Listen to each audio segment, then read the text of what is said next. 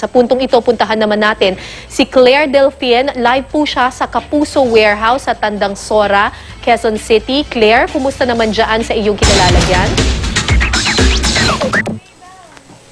Yes, Cara, tuloy-tuloy pa rin yung ating repacking na ginagawa dito ng ating mga volunteers, mostly mga estudyante, mga empleyado sa mga private agencies. 24 hours na bukas itong warehouse natin ng GMA Kapuso Foundation dito sa Barangay Kulia, Tandang Sora. At patuloy yung ginagawang sa ngayon dito sa likod ko, ito ay mga empleyado ng Simeo Enotech na hindi naman kalayuan yung kanilang place of work dito. Kaya magkasabay lang nandito at binigay ang kanilang panahon para mag-repack nitong mga damit na ibibigay sa ating mga nasalanta ng Bagyong Yolanda. At ngayon din, kapapasok lang, Cara, no, ng isa sa mga iniidolo din nating artista, si Miss Alicia Alonzo, na nandito sa talagang tumulong mag-sort out nitong mga napakaraming dumating na mga goods mula sa ating mga kababayan na nagbigay. Iba-iba dito, no? May mga usually mga canned goods. At ito si Ma'am Alicia.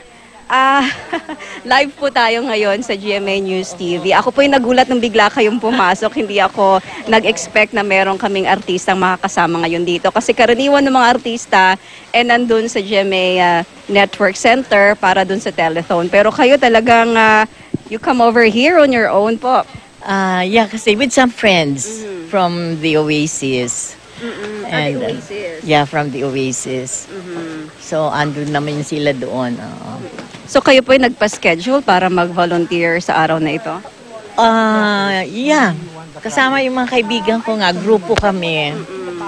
So, bakit nyo po naisipan na magbigay ng oras ninyo? Siyempre, di ba, ito yung panahon na dapat talaga ipakita natin na ang pagmamahal natin sa ating kapwa, hindi ba? Medyo, so talagang sinundan nyo yung mga pangyayari. Talagang nakakaiyak, nakapagababag. Di po ba? Oo, lalo na kung halimbawa, let's say, kumakain ka. Makita mo sila, walang kinakain. So, siguro, kung ano man ang maitutulong natin ngayon sa kanila, we have to. Yeah. Kailangan nila ng tulong ngayon. So in whatever way possible, no? Pwedeng oras. Maliit lang, kahit na konti lang. Kasi kung maraming magtutulungan, malaking bagay na yon para sa kanila. Pero kayo, wala namang kayong kamag-anak doon. Wala. Pero kahit na wala, hindi ba? Lahat tayo dapat nagmamahalan tayo. Hindi kailangan may kamag-anak tayo doon. Ganon. Siyempre, lahat naman tayo sa panahon ng kagibitan, dapat magkaisa, dapat magtulungan. Kung sino ang wala, tulungan. And we're very happy to see you here. Sana mas marami pang ang... Oo, naiintindihan. Sorry. Oo, talaga naman pong nakakaantig ng damdamin, no? Tama nga yung sinabi nyo, no, na mahirap lunukin yung pagkain.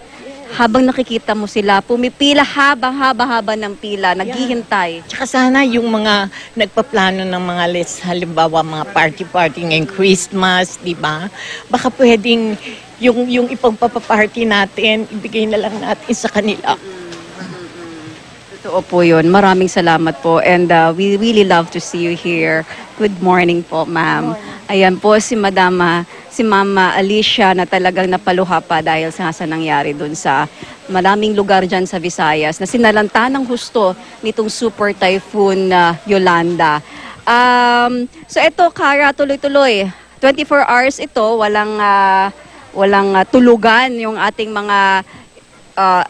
mga warehouse workers para dito. At para sa mga volunteers, no, of course, we need volunteers. Pero isa sa mga binilin dito ng warehouse supervisor na hanggat maaari po, wag na lang dumiretso dito kasi kailangan din kinokontrol yung tao para mas maging organized at hindi naman kalakihan yung ating warehouse para mas maging organized gawa ng husto ng repacking. Mas maiging tumawag muna sa GMA Network, pwedeng dun sa ating trunk line na 982-7777 at magpa-connect sa Kapuso Foundation. Hanapin si Miss Ann Banzon para magpa-schedule kung kayo'y gustong mag-volunteer dito. Kasi kailangan nating i-control yung tao. And yung mga, para naman sa mga gustong magbigay ng mga goods, wag na raw po yung tubig, marami ng tubig dito. Ang kailangan po yung noodles, canned goods, blankets, towels, yung mga for hygiene purposes tulad ng toothbrush, sabon, shampoo, at syempre yung bigas. Cara?